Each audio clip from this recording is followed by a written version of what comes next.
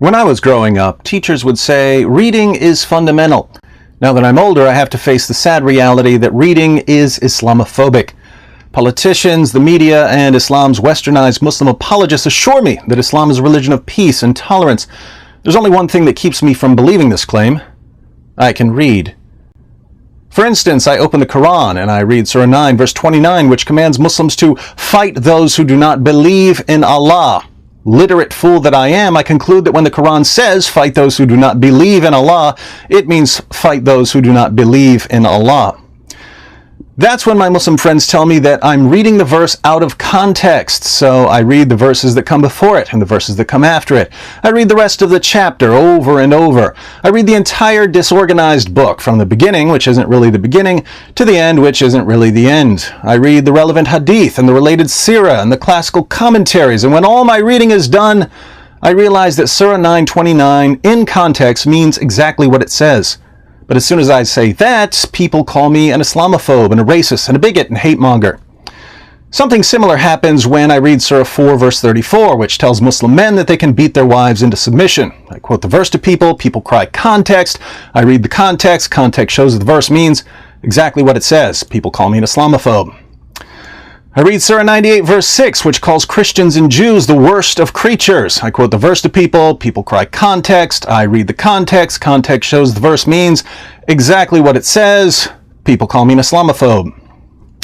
I read Surah 5 verse 51, which commands Muslims not to be friends with Jews and Christians. I quote the verse to people, all the middle stuff happens, long story short, people call me an Islamophobe.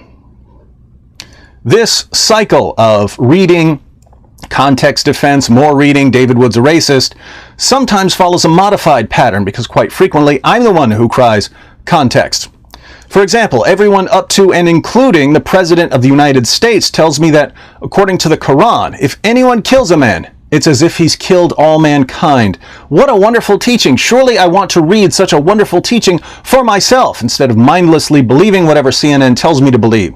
So I use the skills I learned on Sesame Street to read the verse. Surah 5 verse 32, which turns out to be a quotation from the Jewish Talmud and which specifically says that this was a teaching for the children of Israel.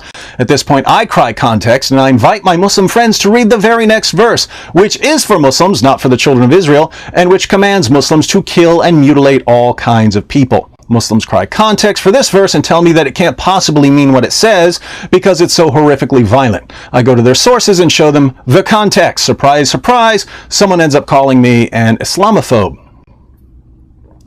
My ability to read is getting me into lots of trouble. That's why, in order to prevent future generations from being labeled racists and bigots, we need to launch a war on literacy. That sounds extreme, but if we don't eliminate reading, people like me will continue to open books and figure out that there's a massive campaign of deception meant to keep us quiet while jihadists subjugate unbelievers in the name of Allah.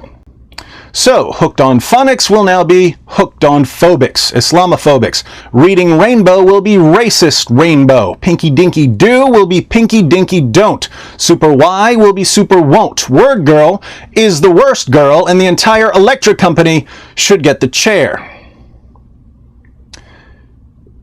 It's kind of impressive, or oppressive, that an ideology violently thrust upon Arabia by an illiterate caravan trader should now compel the rest of us to give up reading, or at least to keep our mouths shut about what we read, like good dhimmis. The message of Islam is, and always has been, come back to the 7th century. Allah will only be pleased with you if you live and think and walk and talk and dress like a 7th century Arab. As Churcil said, no stronger retrograde force exists in the world. So, put down those books, put on those kufis and burqas, and let's party like it's 629. Anything else would be civilized, and Allah will have none of that.